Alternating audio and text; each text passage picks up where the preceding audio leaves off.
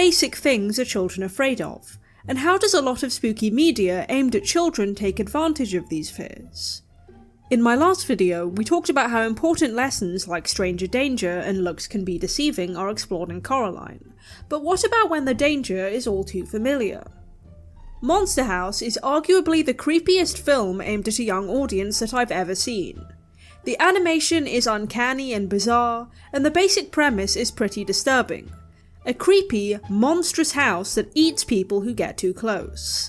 Not only that, but of course, no one listens to the protagonist until it's too late. Strap in everyone, this is going to be a bumpy and creepy ride. Perfect for Halloween.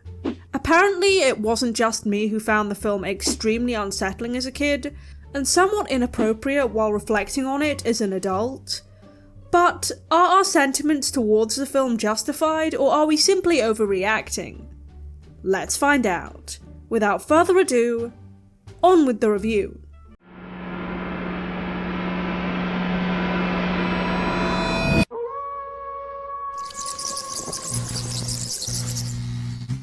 The film opens with a girl taking her tricycle for a stroll around the neighbourhood.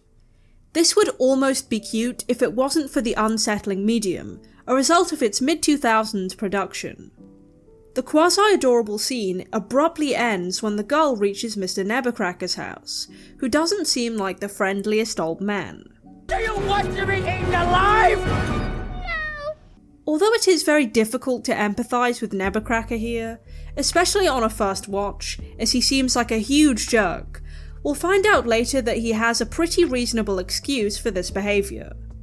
Nebuchadnezzar is actually voiced by Steve Buscemi, whom I know from films like Reservoir Dogs, The Big Lebowski, and Fargo.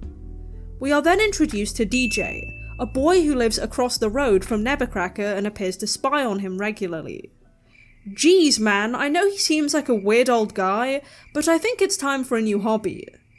DJ is voiced by Mitchell Musso, who played Oliver Oaken in Hannah Montana, and Jeremy Johnson in Phineas and Ferb. Despite DJ complaining to his mother that he saw Nebuchadnezzar break another tricycle, she largely shares my perspective. I don't know, learn the guitar or something. Even though you can't really go around breaking other people's property. As in the beginning of every spooky movie featuring young protagonists, DJ's parents are going away overnight for some kind of event, which is certainly better than the typical parents going away for 3 months on holiday shtick. Still, they end up hitting DJ's friend, Chowder, as they leave. See you tomorrow night! What have you done? I'm okay. Just let me drive this thing, will you? He's kind of hard to miss, but I suppose he's a bit too young to sue, so oh well. Chowder is portrayed by Sam Lerner, who is in that really dodgy Blumhouse movie Truth or Dare. Anyways, it's nearly Halloween, which makes it seem like this movie is ticking off a spooky story checklist, but it's quite convenient for the release of this video. While playing basketball, Chowder accidentally hits himself in the face, and his ball rolls across the road into Nebuchadnezzar's front yard.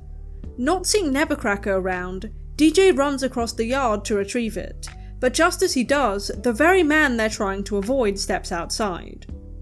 DJ scrambles to avoid Nebuchadnezzar, and ends up scuffing the ground while scurrying around him.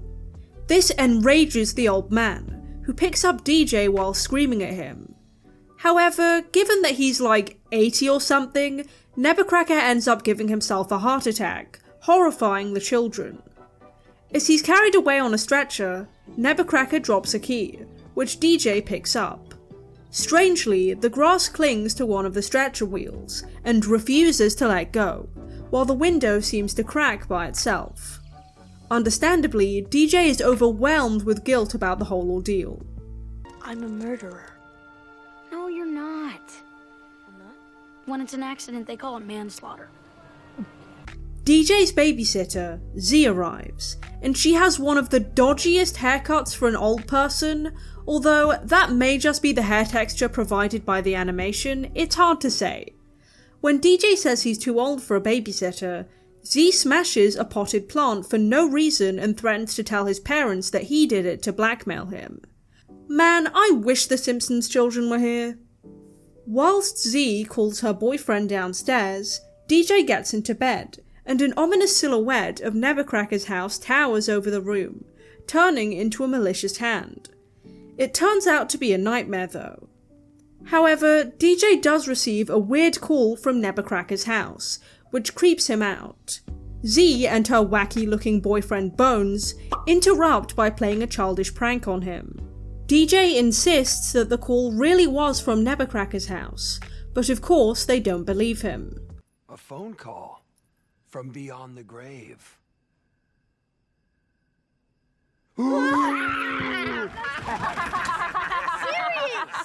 Okay, I know that Bones is supposed to be a total creep, but did they really have to take the character design this far? This is venturing into nightmare fuel territory, and the house is meant to be the scariest part of the film. Z is much more reasonable than Bones though, and tells him that they should leave when the bully takes things too far. DJ sneaks out of the house to meet with Chowder, and while he's going downstairs, we overhear a conversation between Z and Bones. Bones insists that Nebuchadnezzar is evil, stating that he knows this because when he was a kid, the old guy took his favourite kite when it landed on his lawn. He then implies that Nebuchadnezzar has some sort of romantic relationship with the house, and accuses him of cannibalising his wife. Hang on, there's a lot to digest there. You can't just throw out wild accusations like that. The camera then cuts back to DJ as Z starts telling Bones to stop, and she ends up kicking him out, rightfully so. What rating is this film again? I didn't think I could dislike a character more. Thankfully, Bones drunkenly stumbles across the street, as he still doesn't quite believe that Nebuchadnezzar is dead. As he angrily tears up the lawn in a drunken stupor, the kite he was talking about appears in the house's doorway. Like a mouse being lured to a trap with cheese, he takes the bait and is pulled into the house by an unseen force. Soon after this, DJ and Chowder lead a nighttime investigation of the house, with DJ theorizing that it's being haunted by Nebuchadnezzar's ghost. Assuming that DJ is simply consumed by guilt over what happened, Chowder goes to ding-dong-ditch the house as a sort of amateur grounding technique. This way!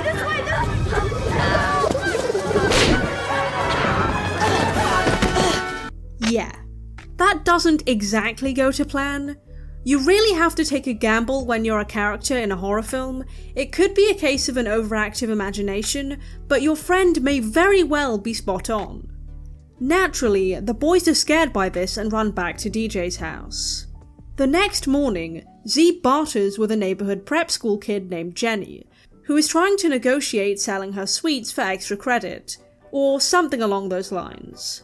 Jenny is voiced by Spencer Locke, who is Jane in that bizarre Uncanny Valley CGI Tarzan movie from 2013. Jenny tries to sell sweets at Nebuchadnezzar's house, as I'm guessing that she lives in the nice part of town and doesn't know about the shenanigans that go on here. Are you guys mentally challenged? If you are, I'm certified to teach you baseball. I wouldn't go as far as to say Jenny deserves to be eaten by the house, but horror-adjacent stories kind of have a way of providing a little bit of karmic justice here and there. DJ and Chowder do manage to save her, but they see a poor dog get munched by the house through their telescope.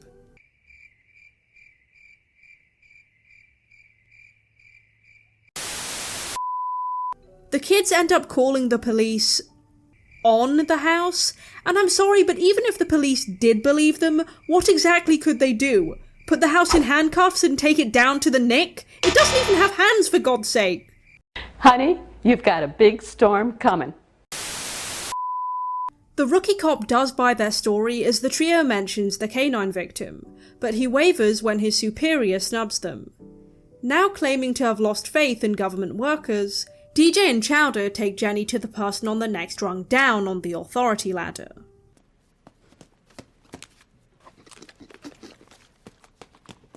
This gamer guy is called Skull, and he's pretty much one of the most memorable parts of this movie, even though he's barely in it. They tell Skull about the possessed house, and he informs them that they need to destroy the heart, or its equivalent, since it's a house and all. Jenny comes to the conclusion that this must be the house's furnace. Not a bad idea. Skull is actually voiced by John Heder, who you may recognise as Napoleon Dynamite. We get an 80s montage of the children building a dummy to trick the house, and arming themselves with water pistols, you know, to be on the safe side. Oh, scary! Oh, shiver my timbers! Shut up, man! The plan seems to start off all right, but something just has to go wrong. We're only halfway through the movie. Remember how those cops didn't believe the heroes earlier? Yeah, karmic justice. This scene is kind of alarming though, it's shot in such a sudden and aggressive way. Again, the motion capture definitely doesn't help either. To make matters worse, the house wants to eat the children next, and they are locked inside the police car. The trio try to escape during the house's mechanical digestion, and while they try to avoid its jaws, the front door slams shut. This does provide an opportunity for them to find the house's heart though. Inside, Jenny and DJ spot old photographs of Nevercracker and his rather large wife, which DJ seems to think supports Bones' story. This is somewhat accurate to real life though, sometimes kids will just hear something and repeat it because they don't know any better. There's also a photo of Nevercracker as a member of a demolition squad, suggesting that there may be explosives that they can use in the house. Suddenly, Chowder notices something hanging from the ceiling, and implores the others to shoot at it, aggravating the house. Jenny notes that what they've been shooting at is most likely the house's uvula. Oh, so it's a girl house. What? No! The children try to continue their search but end up in the basement after being swallowed. Here they begin to uncover Nevercracker's big secret. The basement is littered with toys he has collected over the years, and there's a human-sized cage in the corner. DJ abandons all reason and enters the cage, finding Mrs. Nevercracker's body encased in cement. Surrounding the body is a shrine, which further confuses the children. In what is quite possibly the most terrifying scene in the whole film, DJ trips and falls onto the body, shattering the cement and alerting the house to their whereabouts. The children are accosted by the house parts turned bad, and Jenny manages to save the two boys by pulling on the uvula, causing the house to effectively throw up. Now that the children have narrowly escaped, DJ feels foolish for trying to defeat the house, but he is hit by an ambulance while attempting to cross the street.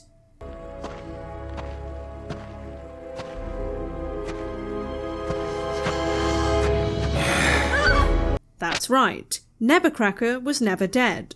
But that leaves one question. Who or what is haunting the house? You didn't kill her, did you?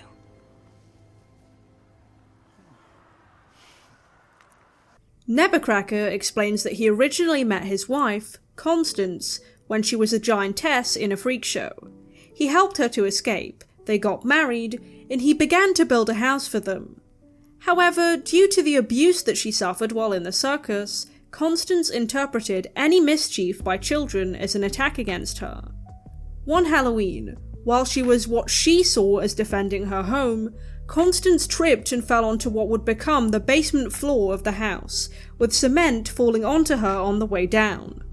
I mean, I get that kids can be really mean, but was the axe wielding really necessary? I will say that I've always thought the background for this scene looked shockingly plain. I get the impression that this film is set in the early to mid-90s at the latest, so I'm guessing that this flashback takes place in the 40s or 50s. Would it really be that desolate? I don't know, just an observation. Nevercracker further explains that this crazy old man persona was just that. A persona he created to scare people away from Constance, secretly protecting them. When he had that heart attack, he realised that he was simply too old to keep up the charade, but he is reluctant to get rid of Constance for fear of being alone. DJ reassures him that he won't be alone, and this infuriates Constance, with giant wooden arms bursting out of the ground. This is kind of giving me a Baba Yaga vibe, but in a less chicken-like way, you know? Seriously though, I know that DJ's parents are away for a bit, but how does no one else in the neighbourhood hear the commotion outside? Constance ends up chasing the trio and her husband to a construction site, and Nevercracker tries to comfort her, telling her that this saga needs to be put to an end. He pulls out a stick of dynamite, but she attacks him, only for the children to come to the rescue in an excavator. DJ realizes that to reach the heart, he needs to throw the stick of dynamite down Constance's chimney, but completing such a task obviously won't come so easily. When both Constance and Chowder fall down a cliffside, it appears that the monster has been defeated, but she returns as a splintered mess. This scene is giving me the final stage of a boss battle, not gonna lie. You thought it was over. Ha! Jenny lights the dynamite, and DJ uses a crane to swing from and throw the dynamite down the chimney, saving Chowder at the last minute. The children find Nebbecracker with Constance's ghost, her soul finally at peace. There's a sort of bittersweetness to this.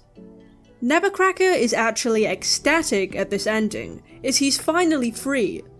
On that note, he returns the toys to the children, and Jenny, Chowder, and DJ are officially friends.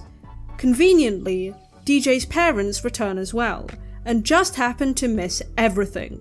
The boys go trick-or-treating, and as the credits roll, we see everyone who was eaten by the house during the course of the film crawl out of the hole where Nebbecracker's house used to be.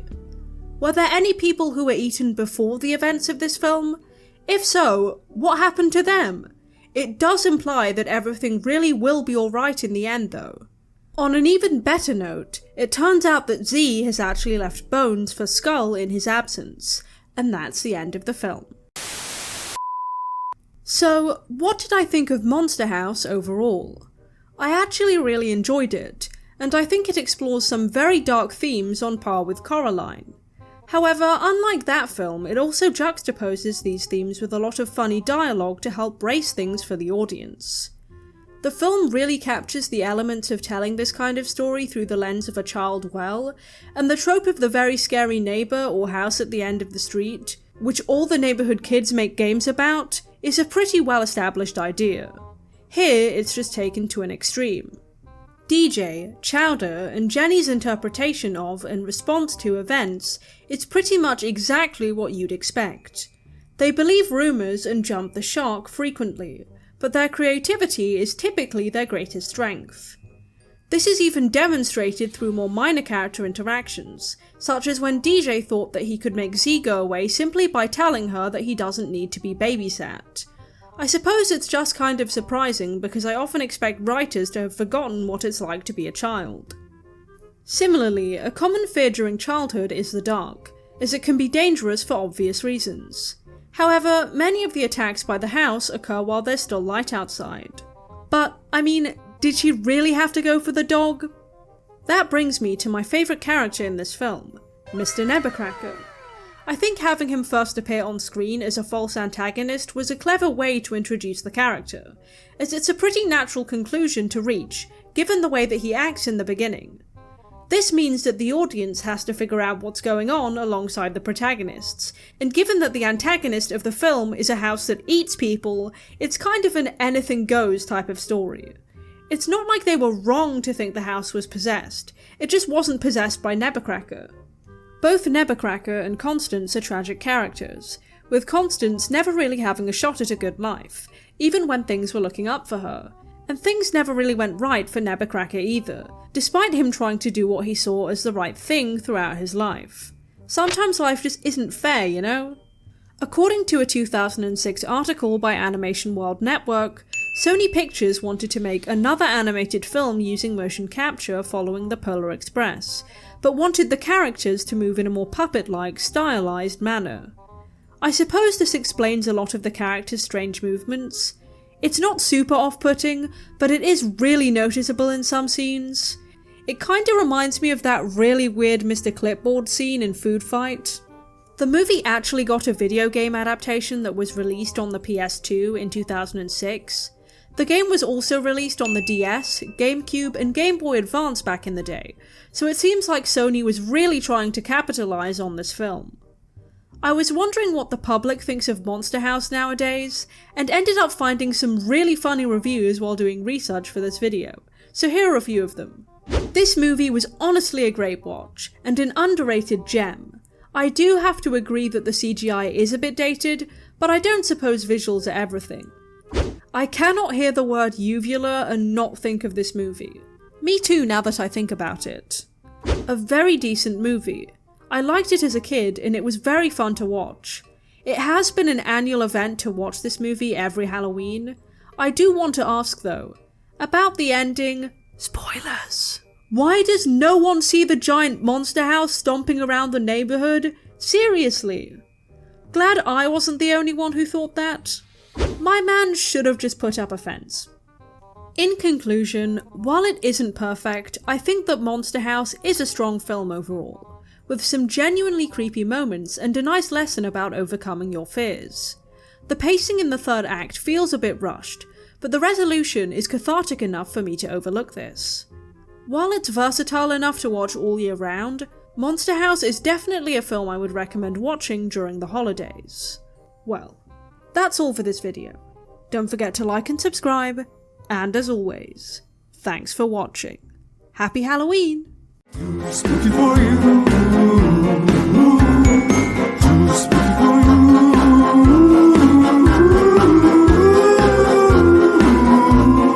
Do-wop, do-wop, wop.